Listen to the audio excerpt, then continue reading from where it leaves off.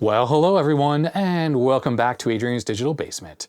On today's episode, yep, it's a midweek mini mail call. I didn't have one last week because I just was so busy, unfortunately, with projects and my day job and summertime stuff that I just couldn't get to it. But if you feel like you're missing a mini mail call episode on Wednesdays, check out my second channel if you haven't already, because I post videos up there at sort of random intervals, and there might be something interesting that you'd like to watch there. Anyhow, today's mail call is going to be a little bit different because I got a couple packages in and I'm trying my new format where I get it in and I open it on camera on the bench. I don't do the whole two separate segments, but there still is going to be one normal segment where I open something and then I show it on the bench, and that's because I'm trying to get through the mail call backlog. So without further ado, let's get right to it.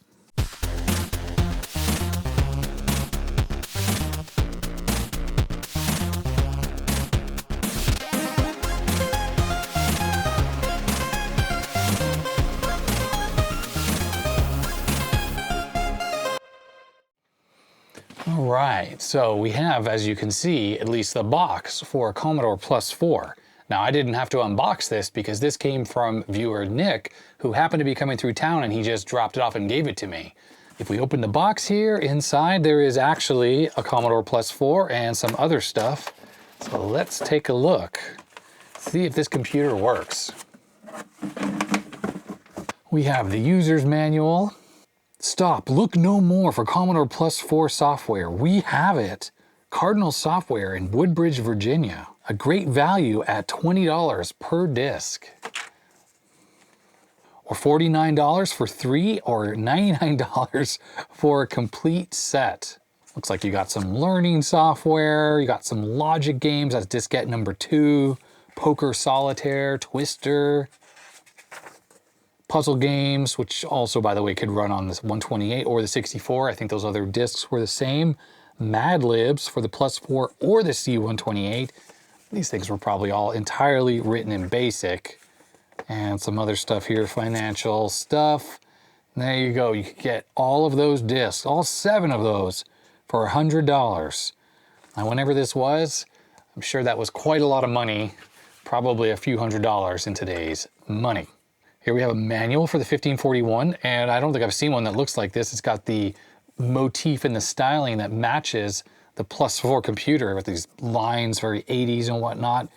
But I guess it's just probably a normal manual for the disk drive. Yep, definitely is. And it even says here, for your Commodore 64 VIC-20 personal computer. Doesn't even mention that this works on the Plus 4. Maybe it does somewhere in here.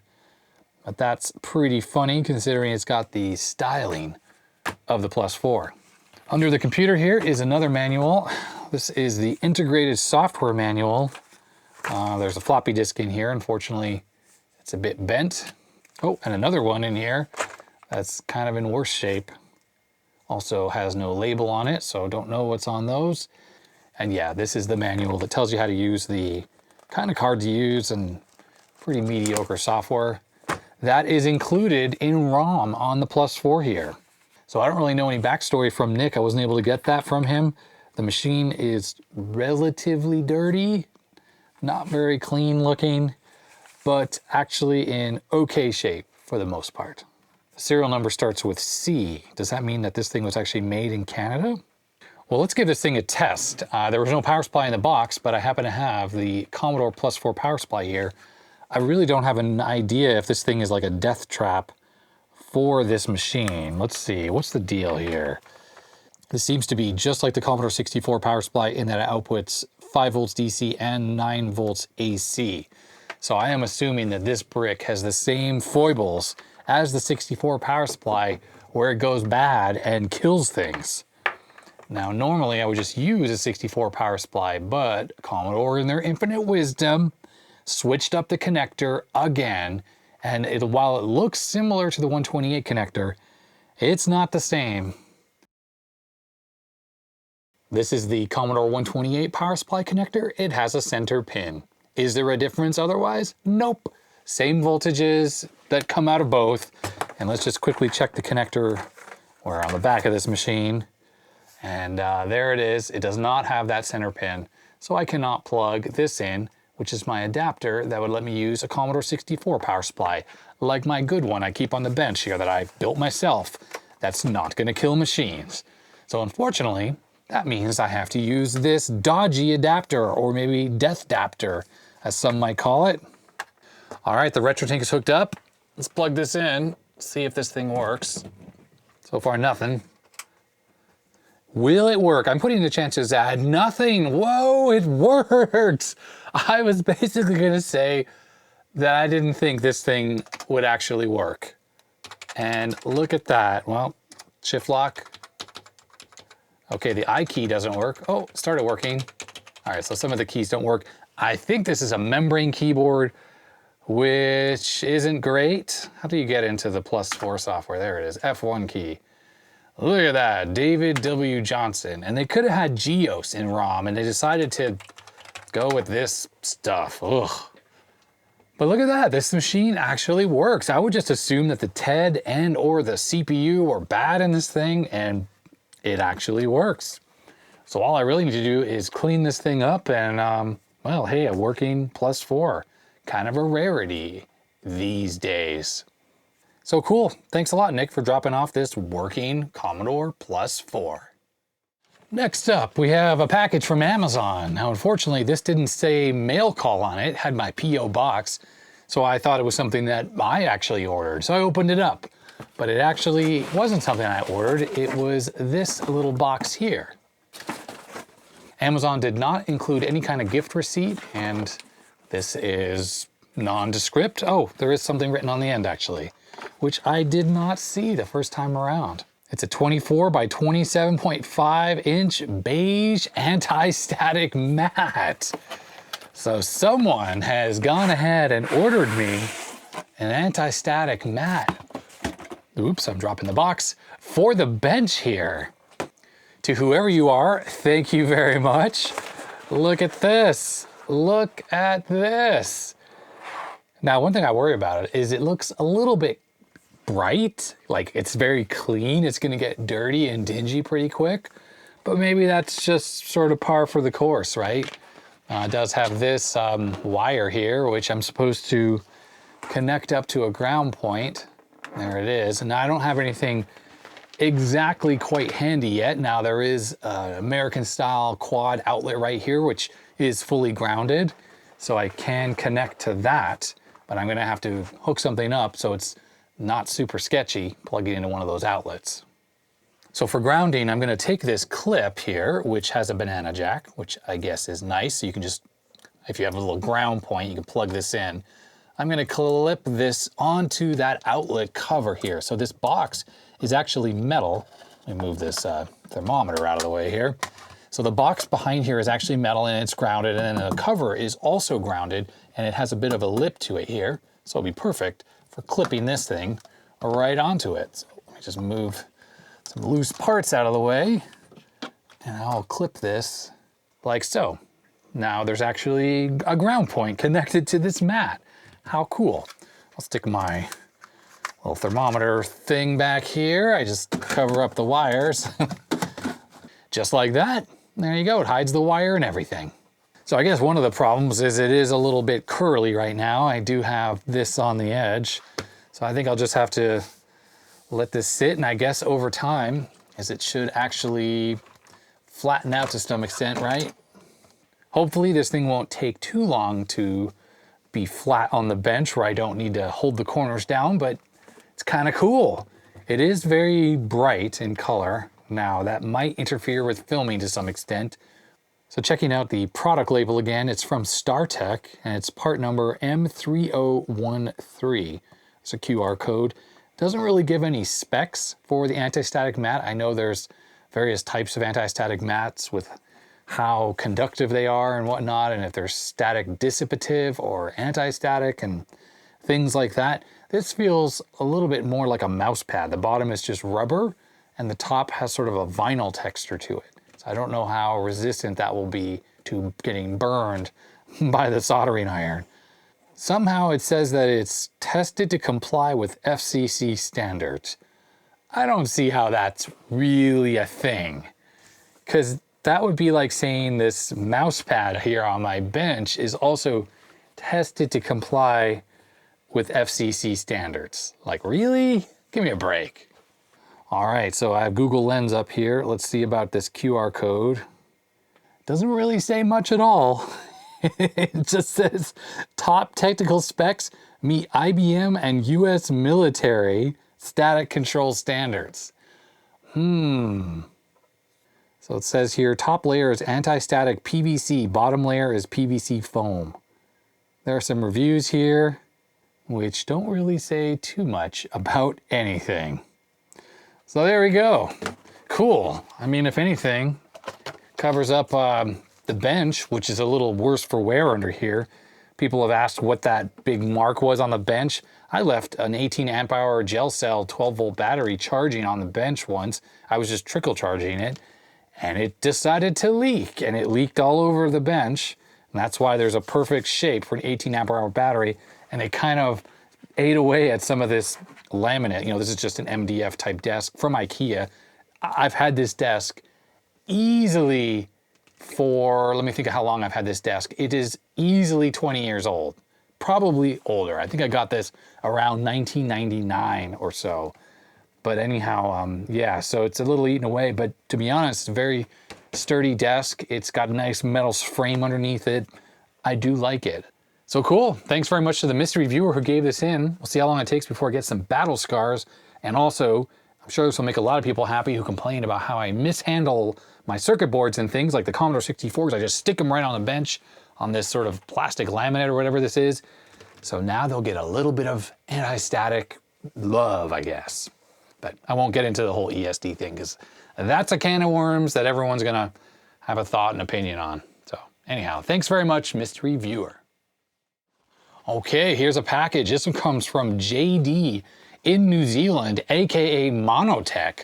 Monotech makes an amazing array of PCBs and products for old retro computers. This is going to be something that is for my old IBM 5170.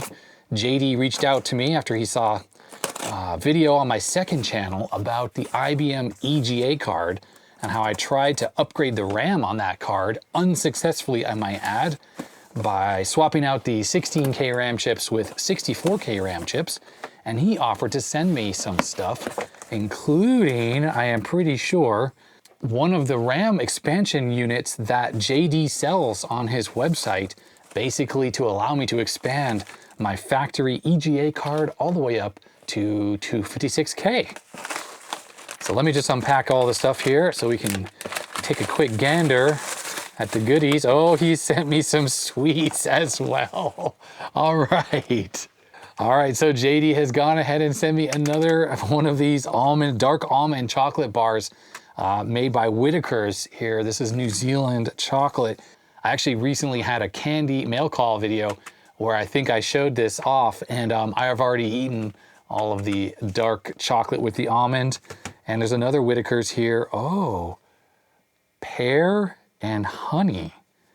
Now, okay, that sounds interesting. Let's crack this open. I'm very intrigued now.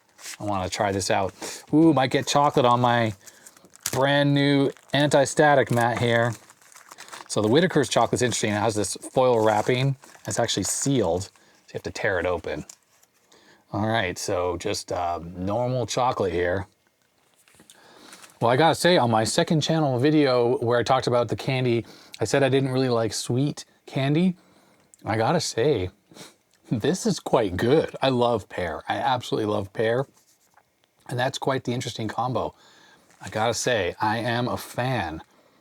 Part of their artisan collection. Really, really great. I already said I like this in that video. So if you haven't seen that candy review, it was not popular. Not a lot of people watched it. I did like the almond chocolate quite a bit. All right, looks like we have a can of soda here. So that's a soft drink, carbonated beverage, something like that. It's in an anti-static bag here. So it's LP, lemon and peroa. Peroa? I don't know what that is. Good lemony stuff. 330 milliliters. Now what's funny is in Australia, cans of soda or carbonated drinks or beverages, whatever, I think are 360 or 380 milliliters, more than the typical US can, which is 335 ml. And I think I saw a lot of 330 in Europe. But it's funny, this has the feeling of the cans they sell in the US here. This feels exactly the same as those. So it's almost like they use the same equipment to make these cans as they do here. It says, LP is the classic drink that's been refreshing New Zealanders since, ages ago, when some bright spark in Peoria?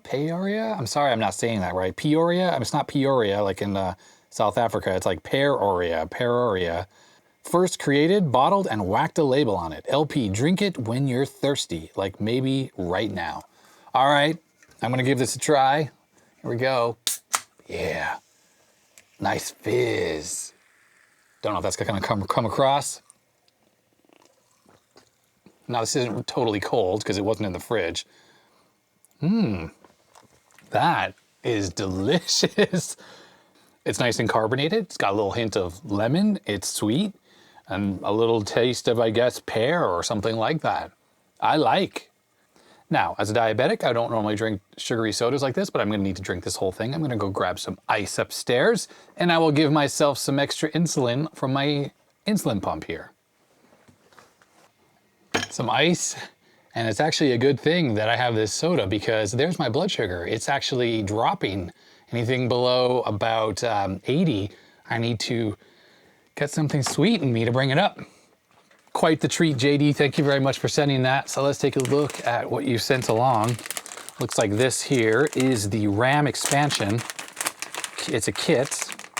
There's a RAM expansion for the video card. That is the, ooh, look, you sent all the RAM as well. Oh, JD, thank you very much. Very nice. So we have a bunch of passives. We have the PCB itself. This clips onto the IBM EGA card to expand it. Not really a whole lot to it. Whoops.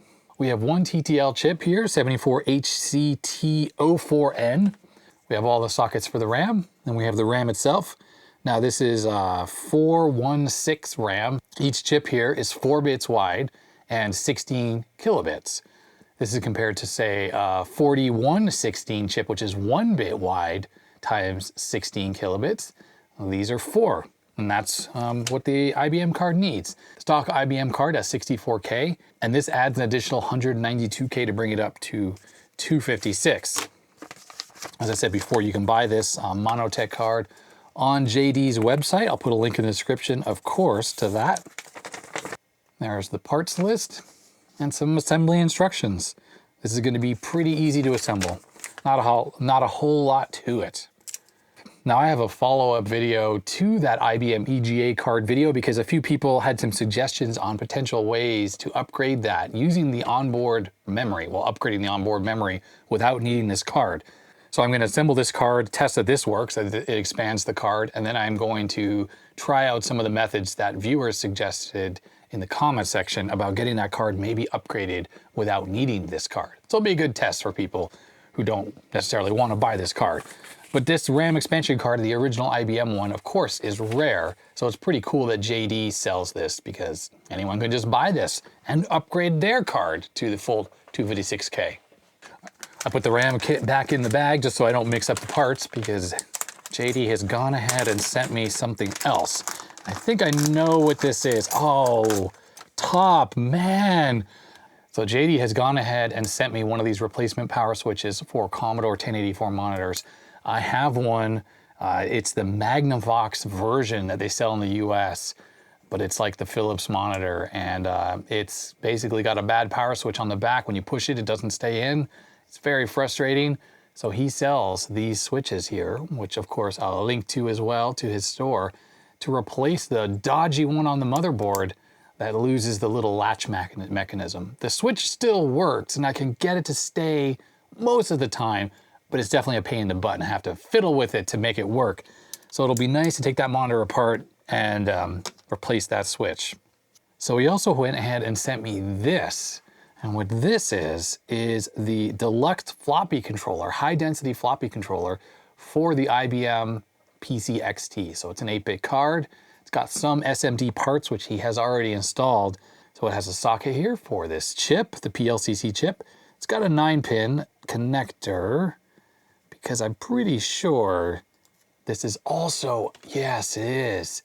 So besides being a high-density floppy controller with a BIOS chip, there it is, Monotech Deluxe Floppy, it also has a serial port on here. So it's like for a mouse controller. So he went ahead and sent me the flash chip, socket, we have the dip switches there, and then right here is the actual floppy controller itself. So it's a national semiconductor part. NS4318D, or is it the PC8477BV-1? Either way, this is a standard PC floppy controller card. And oh, looking at this, what's really cool is you can put this pin header on here. So you can actually plug in a regular cable, but you can also plug in the slotted type of cable like the original IBM PCXT came with a cable that was slotted on both ends. That is awesome. We have a crystal oscillator here that obviously goes on here. And really, there's just not a whole lot of assembly required. Everything is all included. I'm assuming the serial port is actually handled by these ICs over here. And the floppy controller, I think, is this larger IC in the socket, plus these smaller, these are probably bus transceivers or whatnot. And then we have the dip switches. So yeah, that is awesome. I asked JD to send that along because you've probably seen this in a lot of my videos here. This is also a floppy controller card in a very similar way. In fact, it's got the same chip on here, well, slightly similar, but different. The thing about this thing that was cool about it before I screwed it up, it had a BIOS, it worked on the XT, it allowed up to 4 floppy drives. You use these dip switches to configure the drives. The problem is I stuck the BIOS chip in backwards. I took it out and I was about to copy the contents onto my computer, but before I did that, I put it in backwards and that instantly killed the EEPROM.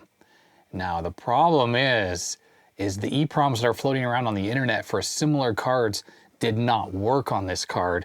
The dip switches here, which you use to set up the floppy drives, goes through this PAL chip here, and I don't know how it talks to the main controller IC, but whatever was going on, it just did not work with those EEPROMs. So without an EEPROM at all, this acts just like a normal floppy drive controller, and put into a 286 or higher, works with high density disk drives, and in an XT you can use it for low density stuff. But I was really kicking myself because with the original chip in here, you could have up to 4 high density floppy drives even on an XT, and it just worked. It's really just extra handy for me because when I'm testing on XT machines, I like to use these types of disks here that have, you know, the utilities I'm often using on them. And I don't have to create separate disks that are 720K that I can't hold all the tools because like Check It barely fits as a bootable OS on a 720K without deleting some of the files. So it's nice to just be able to use the same test disks I use on everything on an XT. So I'm going to build this up right away so I can start using it. And here's the Deluxe Floppy Controller fully assembled. Gotta say, I love it. Nice high quality contacts on here. It's like gold plated, I guess. It's not the cheaper silver stuff. Very easy to assemble. The only thing you have to be careful of when you install this socket, just make sure you have the notched corner aligned with the notch on the silk screen. Otherwise, it's freaking awesome. I love this. Unfortunately, I can't test it right now because my test bench machine is busy right now running some long-term hard drive diagnostics, so I can't do it right now. But I'll be using this new Deluxe Floppy Controller instead of this one in upcoming videos. And if anyone does recognize this card, has seen one similar to this, there it is, SMB-C018 Universal FDC card. If anyone has a ROM image that can work on this, please let me know.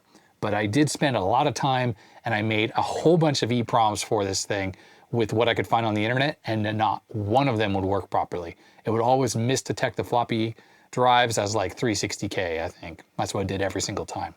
Anyhow, thank you, JD, for sending in this wonderful stuff. I'll be showing off this card in future videos, and I'll be showing this off also in a future video, and these sweets will be eaten. Don't forget to check out JD's store, and there'll be links in the description below. And there we go. Thanks, JD, for sending this stuff all the way from New Zealand. Here's something from Thorben in Germany. Hi to all my German viewers. I think everyone's probably tired of me saying that Germany, I think, is the #3 country on my viewership. So I definitely have a good number of German viewers, and hello to all of you. And we have something here, and I have some candy, and some more candy, and more candy. Let me dig right into what this is without checking out the note, because I can already see what it is. It looks like a Commodore 1531 Datasette. This is the cassette drive that goes with the Commodore TED series of machines, like the C16, +4, things like that. And there it is. It's in really nice shape. I am sure I mentioned recently when I opened up a bunch of machines that I didn't actually have one of those, so I had no way to test tapes for those machines. And he's gone ahead and sent that. Oh, and he sent along an adapter that lets you use this drive on a VIC-20 or a 64 or PET as well. So that's pretty cool. And there is the original manual in here, which is probably in German. A friendly introduction to your 1531 Datasette. I guess it's not in German, it seems to be in English. But on the back there's a warning paper, and that is in German. So that's funny. Commodore didn't even localize the manual. How rude. All right, let's check out the note here. It's rather lengthy, so I'll probably summarize or paraphrase a good amount of it. Dear Adrian, I couldn't resist sending you this package after viewing your Midweek-Mini-Mail-Call number 28. That just shows how long I've had this package and how long ago he sent this package. I think I just put out Mail Call 48, so 20 episodes later, so basically 20 weeks later.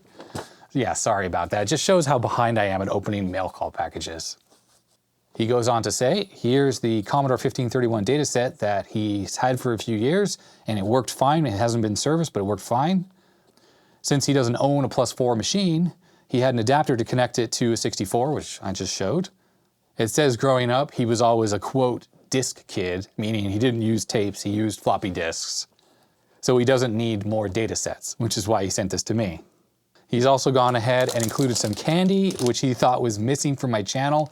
This is the Haribo Colorado, like Colorado, and I think Michael sent me some of this with the Kung Fu Flash, which I haven't tried yet. I'm glad that candy has a really good shelf life, because this has obviously been sitting around in my house, in the basement here, where the temperature is nice and cool all the time, around 20 degrees Celsius or 68, 70 degrees. So candy won't expire. It's not like it's in the hot sun or anything. But please don't send anything perishable, because at the amount of time it takes me to open things, yeah, well, you know, it might spoil in that time. So he sent some of this Colorado. He says that Colorado brings back a lot of childhood memories for him, especially from his grandparents. They probably got it for him or gave it to him. I wonder why no one's ever sent this to you before, since it has the most variety of different stuff in one bag. He's also sent some yogurt candies. It says catches. It's a picture of a cat. Yogurt candy, that sounds absolutely delicious. Yogurt gums, it says. He says that these yogurt gums are one of his childhood candies as well. And the brand is most famously known for their okay, I'm gonna try to say this. You know, it sounds like a bad word. Katzenpfoten, cat paws. I probably pronounced that terribly, which is a very soft licorice, he says. And then he also sent this chocolate bar here, Milka, it's called. Cow spots. Wait, it says Kuhflecken or something. Cow spots. Greetings and kind regards from Germany. Thorben with a silent H. So that'd be Torben. So all right, let's take a look at this tape drive on the bench. Let's take a look at side again. Close up. It's in really nice shape. So the 1531 Datasette is basically exactly the same as the, I don't know actually know the part number. It's the one that goes on the Commodore 64 and the VIC-20. I had the kind of creamy beige color one for my Commodore VIC-20 when I was a kid. It looked exactly like this. But of course, Commodore changed up the connector to this little thing. From the edge connector that was used on all of the Commodore products except for the TED machines. So the 64, if I'm going to use this tape drive on here, we will need this adapter. So we'll just connect that up. I am sure that there is like a reverse adapter, so you could use a Commodore, the older data sets on the Plus 4 machines, but I don't have a Plus 4 machine handy. Well, actually there is one just over there, but it's a little bit taken apart. So I'm going to connect this up to the 64 here. This is the ZIF 64, but I'm pretty sure the cassette port should be working on here. And I have a cassette to try out. This was sent in from a lovely viewer. I mean, I have quite a few Commodore tapes. I don't remember who sent this one in. Well, let's see if this is the right tape that's in here. KAMIKAZE for the Commodore 64 and 128. I struggled a little bit to get that in there, but it did go down eventually. So the 64 is connected to the little monitor here. There it is. This is an NTSC machine, and most likely this game is a PAL market game. Let's see, is there power here? It's rewinding. Shift, run, stop, hit play on tape. Let's see if this actually works. In case anyone's wondering about this monitor here, I will have a review on the second channel for it. I got it recently. It's sort of composite HDMI VGA input. I bought it from AliExpress. It's not a very good monitor. It does work though, so that's nice. Shouldn't we have seen something on here yet? Like a loading? Oh, there we go. Found KAMIKAZE. What do you hit? Run, stop? Nope. Boy, that shows how much I know how to load tapes here. Let's try that again. We'll rewind a little bit. So shift, run, stop, press play on tape. Here we go again. Try number 2. I hit the space bar this time. Oh, there's a little splash screen there, and I'm actually plugging the speaker in because maybe there's sound. No sound yet. I thought maybe like those ocean games, there would be a tune playing while it's loading off tape, which is so cool that the Commodore 64 could do that. At least this gave you a little, I don't know, snapshot of some of the other games, a little cool graphic to look at while you wait the 10 minutes or whatever it's going to take to load this game. Hey, look. Oh, we got music. Let me turn the volume up. It's very quiet, the music.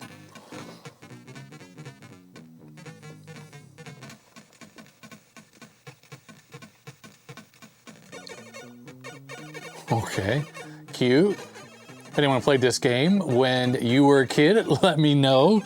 This definitely comes from the UK here, Codemasters. It says it's a new release.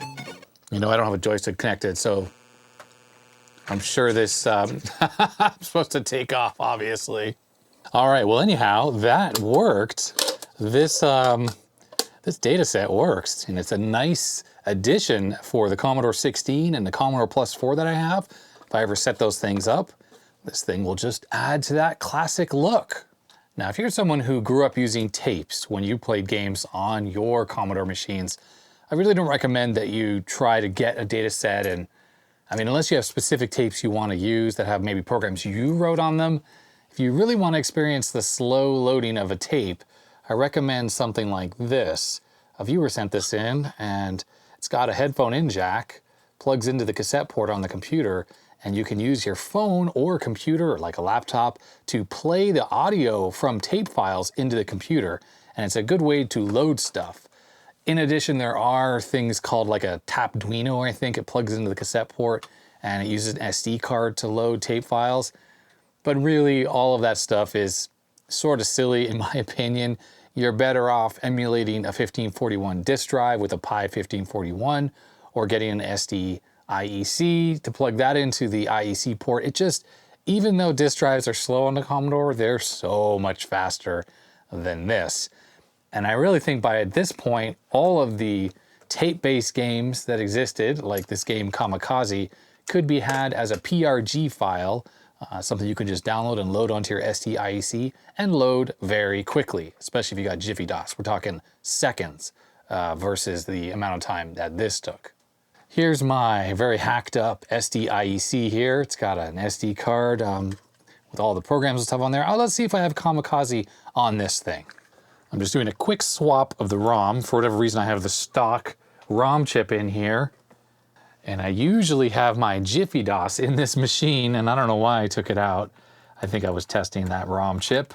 It was like something I pulled out of another machine. Turn this back on. That should give us Jiffy DOS, or actually Jaffy DOS. The thing I like about Jaffy DOS is you can just do Shift F7 and it will go right to your SDIEC and allow you to browse it. And we're browsing here, and there's a file called KAMIKAZE, and you can't read the rest of the name because it's a long file name and SDIEC truncates it. Let's hit enter on this, see what we get. It says searching, it's loading, it's decompressing. Okay, it's cracked, obviously. That was a cracked screen. Intro by Excel. What is this? Do you want unlimited lives? Okay, so it's a trainer. There it is, KAMIKAZE. So that was a lot faster. I sped up the loading off the tape drive, but loading this off SDIEC with Jiffy DOS, it took longer to get past the trainer and the crack screen, let me turn the volume down, than the other parts. So yeah, like I said, I really recommend that if you're just getting back into your Commodore 64. So thank you very much, Thorben, for sending in this very nice Commodore disk drive with the adapter. And also thank you very much for the candy that you sent in. And speaking of candy, I recently put out a candy review video on the second channel, Adrian's Digital Basement 2. And that was pretty much my worst performing video of all time. I've never had a worst performing video since I started doing the channel in earnest. So because of that, I'm probably not going to do any more. Well, maybe I'll do one more. Several viewers have sent in just candy, like no retro computer parts, and I want to at least let them know that I did get their candy. So I'm probably going to do one more review of those big batches that people sent in, but I'm not going to spend a whole ton of time on that, and that's just because my time is probably better spent working on retro computer stuff that people do like to watch versus the candy stuff. So with that, that's going to be it for this mail call video. Once again, thanks to everyone who has sent in stuff for mail call. I still have quite a lot of stuff that I haven't shown yet. Unfortunately, especially during the summer, I've been extremely busy and it's been really hard to get to mail call items, but I really do appreciate the stuff that you've sent in, and it's not lost. It's all organized in these boxes that are just off the side of the camera here. So I'll definitely be getting to those. And it's good because I'm not going to be running out of things to make videos about because there are just so many incredible donations from people. Anyhow, thanks very much to my patrons. I just hugely appreciate all the support I've been getting. Their names are scrolling up the side of the screen. If you'd like to become a patron, there is a link in the description below. You can check that out. Down there's also a link to my second channel, so check that out if you haven't seen that already. And put your comments below, hit the subscribe button, you know, all that YouTube stuff, the thumbs up, thumbs down, etc., etc. And that is going to be it. Stay healthy, stay safe, and I'll see you next time. Bye-bye.